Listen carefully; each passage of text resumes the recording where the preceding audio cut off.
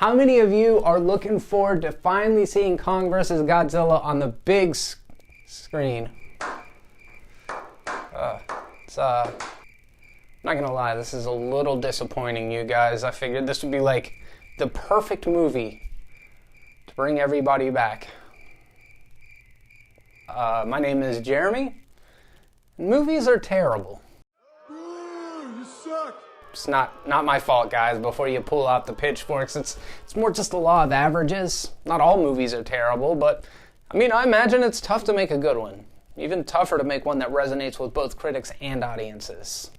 See, it's the consensus that dictates the way that films are remembered, and sometimes that consensus can change over time. Look at a movie like The Thing. On its initial release, it was panned by critics and deemed to be an Alien ripoff.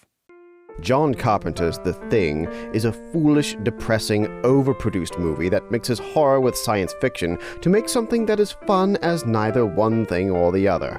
Sometimes it looks as if it aspired to be the quintessential moron movie of the 80s. Man, everybody knows that Short Circuit is the quintessential moron movie of the 80s. Did you know that critics originally disliked Empire Strikes Back? One reviewer had this to say. Chewbacca the Wookiee, yowling in grief or in comic fear. His sounds so hyperhuman you couldn't help laughing at them. The big-eared green elf Yoda with shining ancient eyes who pontifically instructs Luke in how to grow up wise. Yoda looks like a wonton and talks like a fortune cookie. Oh, wow. Empire is now widely regarded as the best movie in the franchise. At least that's what Rotten Tomatoes and every movie reviewer wants me to believe. Blade Runner, Fight Club, and The Shining were all dismissed too. But as the world changes, so does the way we view it, and through that context, we can re-examine the art of our past through a new lens. While it's true that much of film analysis comes down to the matter of subjectivity, there are certain objective truths. A boom mic getting a cameo, an out-of-focus subject, a flubbed line, or a Sony logo will inevitably degrade the quality of a film. Past that, it really just comes down to preference when we're deciding if we like something or not. Sometimes a mediocre film comes along that's beloved by all. Others are critical darlings upon release and then forever lost to the sands of time. Sometimes audiences and critics get it right, other times we don't. This series exists to take another look at some popular films that divided audiences and decide for myself, once and for all, is it terrible? This episode is going to be taking a look at 2014's Godzilla. If you end up having a good time, leave it a like. In fact, you could just go ahead and leave it a like now while you're thinking about it. Go ahead, I'll wait. Awesome. The year was 1954, less than a decade after the bombing of Hiroshima and Nagasaki, when from the depths of the ocean, another nuclear threat arrived to terrorize Japan and leave a path of destruction in its wake. Only this time, it's not a bomb. It's a building-sized prehistoric reptile that pukes out radioactive fire. Gojira, or Godzilla King of the Monsters as it was released here in the US, was directed by Ishiro Honda. The film's titular terror was a metaphor for the bombs that the US dropped on Japan in World War II. However, more specifically, it was inspired by nuclear testing at Bikini Atoll and the incident with the Lucky Dragon No. 5. Look it up. It's actually really interesting and pretty messed up. But through the years, Godzilla's evolved and become all sorts of things to all sorts of people. Everything from a villain to a protector of the natural world, a godlike being tasked with saving humanity from even greater threats. He can also be cool with the kids.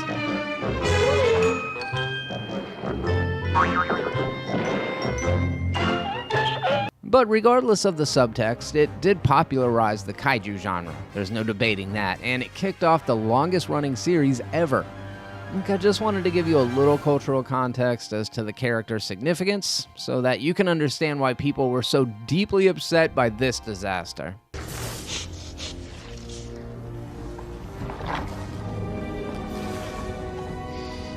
We smell like the fish.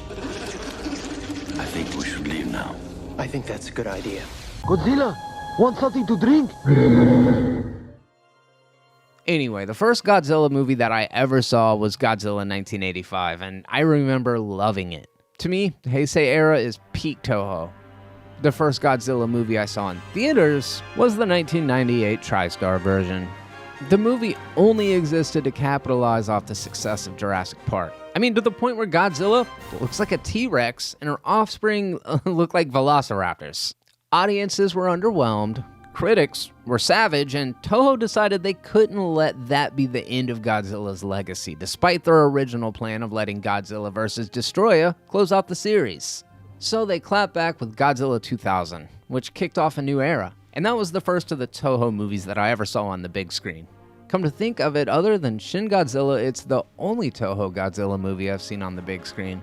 And in addition to rekindling my love for the King of the Monsters, it's actually kind of the closest movie I can think of to 2014's Godzilla. I mean, they're the only two reboots that actually feature Godzilla fighting other monsters, so I'm gonna go with that comparison. In 2014, 60 years after the release of Godzilla, the Halo Jump teaser for Legendary's Godzilla was released at San Diego Comic-Con.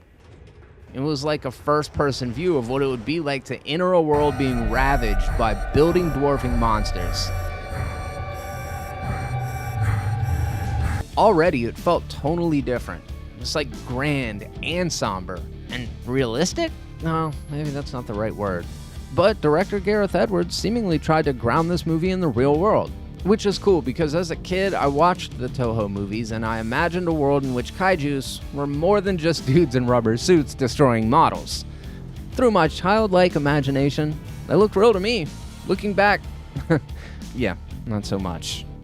But now I was finally going to be able to see it. The same way Jurassic Park let me see dinosaurs. Also, Edwards was adamant that he understood what made audiences love this character, and he assured us that we weren't going to get a repeat of whatever that was.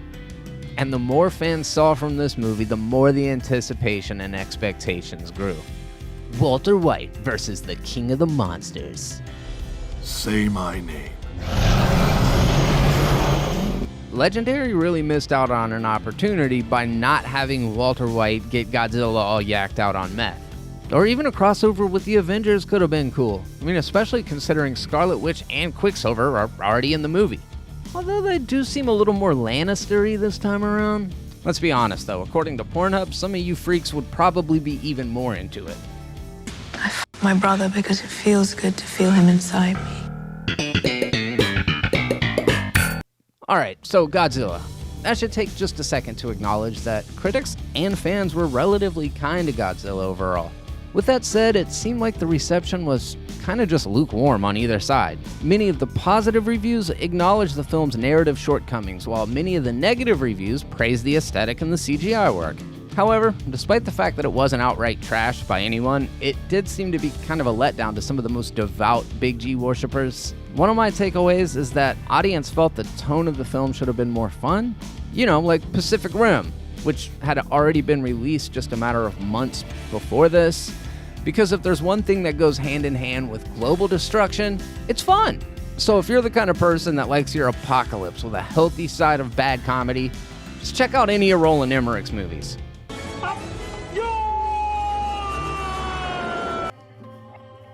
So let's take a look at some of the reviews and see what people are saying, and then we can decide once and for all. Is it terrible? When critics criticize the storyline in this Godzilla reboot, they get a pass. I mean, they're professional party poopers like myself, but unlike myself, most of them aren't huge Godzilla fans. When a Godzilla fan complains about the storyline, I'm like, did you not see Final Wars? The film begins in 1999. With Vivian Graham and Toshiro Serizawa, two scientists who uncovered two spores underground in a cavern that looks a whole lot like Godzilla remains. One of the spores remains intact, and the other, though, has hatched, and there's like this huge trail leading out to sea. Around the same time in Japan, Joe Brody and his wife Sandra, who are also scientists, are experiencing unusual seismic activity. Sandra goes to investigate, shit goes sideways, and Joe has to make the horrible decision to let his wife die to save the life of countless others as the lab caves in. Fast forward to current day, well, 2014, and Joe is now full-on conspiracy nut, clipping headlines and connecting yarn, you know, the whole deal. His son Ford, who was much younger when the incident occurred, thinks Pops has lost his mind, but he's soon gonna find out otherwise. two massive, unidentified terrestrial organisms, aka Mutos, are on a mission to fuck. And humanity's only hope is to unleash Godzilla and Let them fight. the director's wife, Kimi, stated years later that director Ishiro Honda gathered his crew and gave them an ultimatum. He was about to put his career at risk for this movie, and he would only work with those who approached his project with the utmost seriousness. Honda created a monochrome masterpiece of sci-fi horror, punctuated by extensive destruction sequences that elicited real-life fears of nuclear terror. Images of Tokyo smoldering in the wake of the monster, of irradiated civilians setting off Geiger counters, and of the Japanese military overmatched by the seemingly indestructible foe, helped turn Honda's entertainment spectacle into a cautionary tale about the atomic power that had not long ago been unleashed at Hiroshima and Nagasaki. So, what is 2014's Godzilla trying to say, if anything? Well, if we break the excerpt down bit by bit, I think we can find some interesting bits. The first thing, he said he only wanted to work with those that approached the project with the utmost seriousness. Now, over the years, the Toho series has embraced the cheese in some films, and it's gone with a more grounded approach in others, but the original is a fucking tragedy. And I don't want to speak out of turn, but for some, I imagine watching this movie was like reopening a wound that hadn't quite healed yet. After all, it had been just under a decade since one of the most devastating events in history. Godzilla and the destruction left in his wake represent the bombs in Honda's movie, as previously mentioned. That same Criterion article also mentions that the Japanese military is powerless to stop his warpath. An indestructible foe had been unleashed. Now let's take all those same principles and apply them to Gareth Edwards' Godzilla. Released just over a decade after a terrorist attack that left thousands of Americans dead. And in that situation, even our powerful military was powerless to stop these killers from coming into a US city and destroying some of its most iconic buildings. Edwards approaches this material completely seriously, maybe to a fault. When Godzilla rises from the sea and the displacement of the water creates a tsunami that floods the entirety of Honolulu, it's an eerie and terrifying scene that was pulled straight from headlines and something that we've never seen executed that way in a Godzilla film. And if disaster porn ain't your thing and you find this stuff triggering, no judgment. In fact, like the original film, this Godzilla doesn't seem to want you to celebrate it, but there is kind of a case of wanting to have its cake and eating it too. Instead of heightened fantasy sci-fi, this one's grounded in a world just like ours, outside of these massive fucking monsters. But much of the imagery and destruction harkens to footage that we've seen on broadcasts on the news. Hurricanes, earthquakes, floods, war, anything that you can think of. It seems to be broadly touching on many current issues, but unfortunately none of them are explored in a real meaningful way. So as far as the story goes, it's almost an afterthought. I mean, in a lot of ways it is just the typical blockbuster formula, but its visual language is anything but typical. One of the most popular shots to take at this movie is that the human characters are boring. Yeah, well, you know something? You're boring. I'm just kidding. You're clearly awesome. I mean, you're here checking out my channel. But seriously, how is one gonna compare a human to this, like, godlike titan, this behemoth reptile that's dropping elbows and blowing atomic fire at building-sized cockroaches? Like, it's not even fair. Of course the human characters are gonna seem boring compared to that. Point being, we all know what the main draw to Godzilla movies is, and it ain't the human characters. But alas, a lot of fancy CGI work can't make up for bland characters, so let's see what the reviews say. Seriously slumming it? I don't know, man. You seen Bryan Cranston's early resume? And Sally Hawkins, fuck the fish monster in The Shape of Water. And of course that one wins an Oscar. We smell like the fish. I think we should leave now. So maybe what Godzilla 2014 was missing was a sex scene between Godzilla and Serizawa. I mean, that definitely would have made the characters more interesting. Well, I mean, yes and no. Aaron Taylor Johnson and Elizabeth Olsen are solid performers, and they're not bad here. A little mundane, sure, but they seem like a real couple. I mean, how insufferable would it have been to hear all the characters spouting off one-liners like we're watching a goddamn Joss Whedon movie? You didn't see that coming.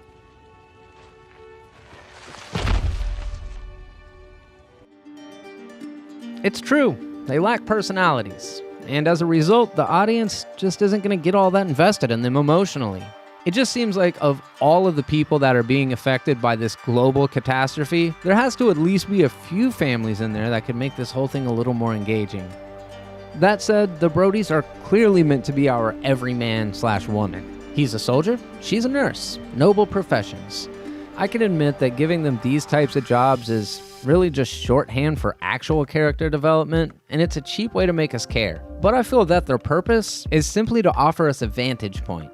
They're the first responders on scene, putting themselves in danger to save others before the dust even settles. Heroes in the micro, grains of sand in the macro. A concept that in itself is interesting, if a little nihilistic. But the Brodies aren't the only human characters in the movie, we've got others. Namely Serizawa, played with gravitas by the always fantastic Ken Watanabe. And he brings a spiritual element to the story as he's one of the only characters that actually has a past connection to this godlike behemoth. And while his character isn't really all that fleshed out either, at least he stands out. Real quick, while we're on the subject of characters, I think it's fair to say that the kaiju are characters too, so even if the human characters are a little boring, we've got characters that aren't. The Muto's designs are awesome. They don't really seem to be malevolent, they mostly just behave like animals, showing really only basic intelligence past their primal instincts to fulfill the 3 essential F's that everything must give. And they just wreck shit because that's what a giant building-sized cockroach would do, whether intentional or not. Godzilla seems to be much more intelligent. He's an apex predator just kind of cruising through the ocean, looking for any other creature that he encounters that's about his size so that he can just murder the fuck out of it. Actually, I think the Mutos killed one of Godzilla's relatives and laid eggs inside it. There's probably a comic book that says as much. Whatever the specific reason, Serizawa believes that Godzilla has emerged to balance the scales. Oh yeah, and there's one character that I forgot. So let's talk about Bryan Cranston's Joseph Brody. With a little bit of luck, if I can get back to the house, I could show you and the rest of the world that Dad, this was not from a enough. natural disaster. This was not an Dad!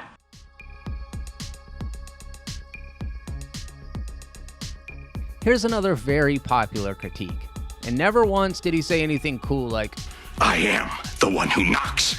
after witnessing the death of his wife, played by the wonderful Juliette Binoche, who's also killed off unceremoniously, Joseph had become a man obsessed with uncovering whatever truth the government was hiding. In any other movie, this is your A-plot right here. In this movie, well, you know what happens. He goes out like a bitch. And the fact that that scene upset some audience members, that was the whole point. Back before Rian Johnson and The Last Jedi made subverting expectations the new motherfucker, 2014's Godzilla subverted expectations by introducing human characters that experience the story without having much of an impact on it. Because let's face it, you can't use a bomb to stop a hurricane. And you know, unceremoniously killing off characters, that's kind of become one of Edward's signature things. I mean, it carried over to the Star Wars universe of all things with the equally fatalistic Rogue One, which, by the way, is my favorite of the new Star Wars movies. Like Drew Barrymore and Janet Leigh before her, even Steven Seagal in that one movie, Executive Decision. Yeah, you know the one I'm talking about.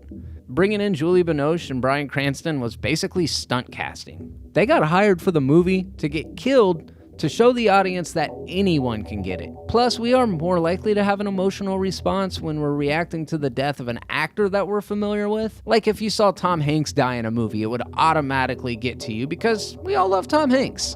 And by killing off these lead characters, a la The Departed or Game of Thrones, the storytellers know that the audience is gonna be shook. And Game of Thrones is an example of a show that did this right because you were so invested in Noble Ned in season 1. I mean, Sean Bean was the star of the show and then the rug was pulled out from under us. Luckily, Game of Thrones was still full of all sorts of other compelling characters. So even after Ned, Robb, and Kat were gone, there were still other interesting stories to follow. Unfortunately, Godzilla kinda does it wrong. If I'm being honest, it almost had no impact, other than leaving us stuck with a much less compelling lead to take his place. And what's worse, it didn't succeed in making me more concerned for the safety of the Brody family. It's just hard to get invested in any one person in a scenario like this when literally hundreds of thousands of people are dying all around them. But at least the doggy got away, and this little kid got reunited with his family, so I guess things really aren't that bad after all.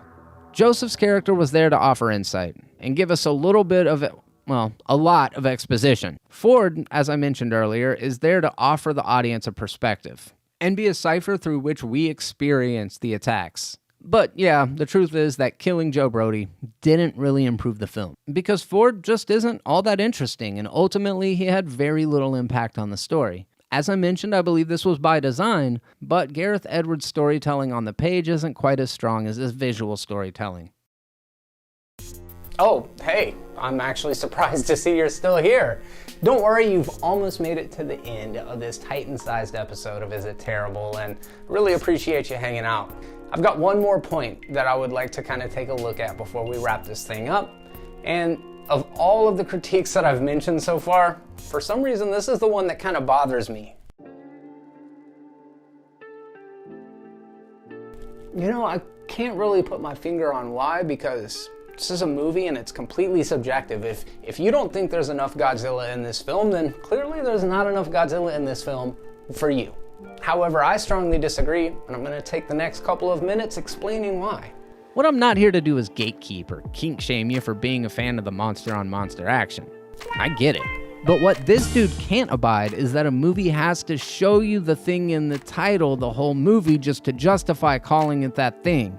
Look, the way we count screen time is going to vary slightly from person to person, but the quick research I did turned this up. So, does more Godzilla equal better? Well, the evidence doesn't seem to support that.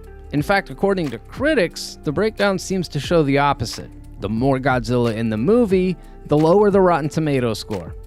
Look, just to prove a point, Jaws didn't show up until an hour and 20 minutes into the movie and gets 4 minutes of screen time. You know what you'll never hear? Why would they name a movie Jaws and only have the shark in it for 4 minutes? Here's another one. How many minutes was the title Alien in the movie Alien? That same 4 minutes. That's right, 4 minutes of screen time. I wonder what it is that makes both Jaws and Alien hallmarks of great cinema. Well, it's possible that by withholding the money shot, it builds up Anticipation.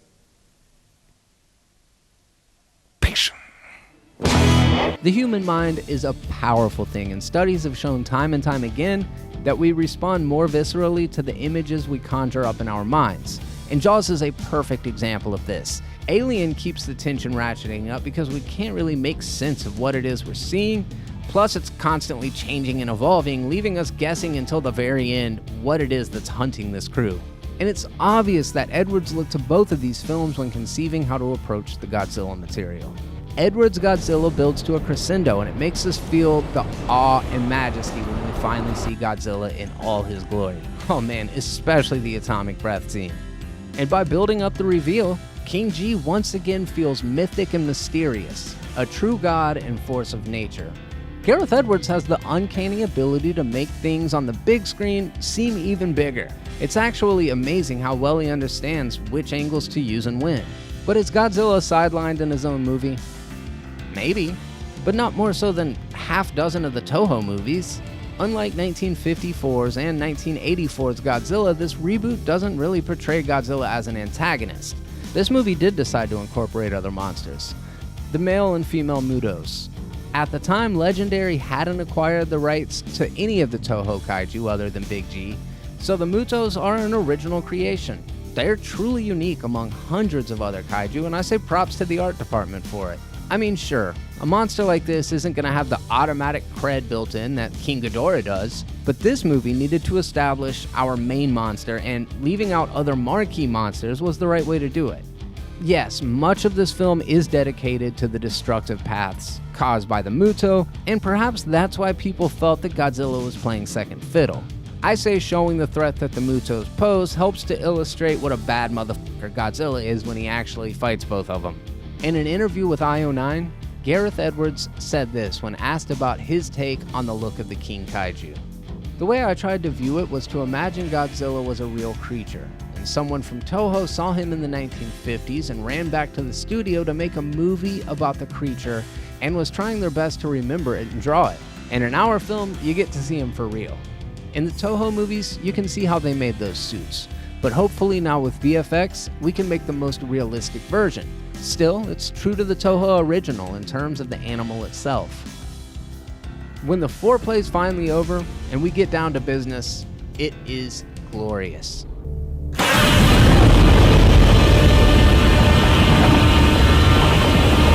We've been teased through glimpses caught on televisions or through closing doors, and now we're getting to see him in all of his beautifully rendered CGI glory, and it's a powerful moment. I personally love that the final fight is not some intricately choreographed smackdown in the vein of Pacific Rim, which certainly had its own pleasures, but this is a realistic take on ancient animals battling tooth and claw for supremacy. Violent, primal. I mean, at face value, Godzilla dwarfs the male, but the two Mutos combined prove to be worthy opponents. Well, almost.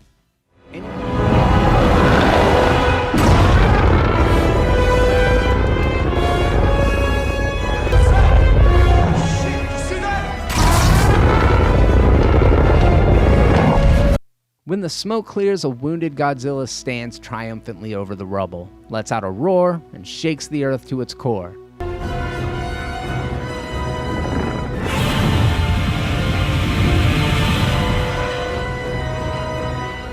And then he's out, Serizawa musing about him being a protector of Earth. Not enough Godzilla. I say they use Godzilla the perfect amount, because when blockbusters barrage you with effects in every frame, especially from the beginning, it becomes numbing. And the last thing I want to feel when I'm looking at His Majesty is bored. So here we are, at the end of a Titan-sized video essay on Godzilla 2014. And now it's time to answer the proverbial question. Well, this is probably not going to shock you, but no, hell no. If you ask me, this is the definitive Godzilla sequel. It's the second best in a series that's run for close to 70 years. While I believe I was fair and touched on some of the storytelling issues with the script, Godzilla 2014 is a visual experience.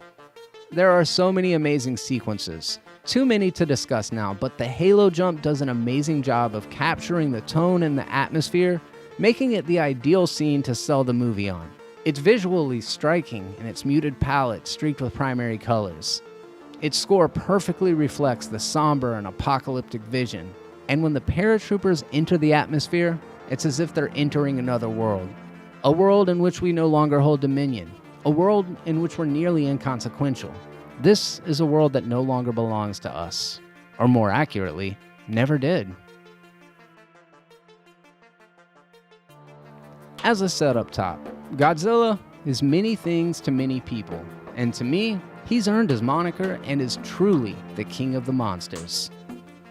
And that, my friends, concludes this episode of Is It Terrible? I really hope you enjoyed it. I put a lot of work into this one. So if you did like it, make sure to click the little thumbs up button. Leave me a comment, let me know. And if you really want to help out, share the video. Also, make sure that you're subscribed and click the bell. And check out Teespring if you want to get some awesome Terrible apparel merch. I've got a Patreon page, Movies Are Terrible. Head over there, take a look at the different tiers, and decide which one is right for you. That way, when the time comes and you want to support independent creators, you can consider maybe becoming a patron. Oh yeah, and I got a P.O. box if you want to send me things. I'm a pretty big Godzilla fan, hint hint. But I really did want to say thank you for sticking around to the end. My name is Jeremy, and until the next video, be terrible.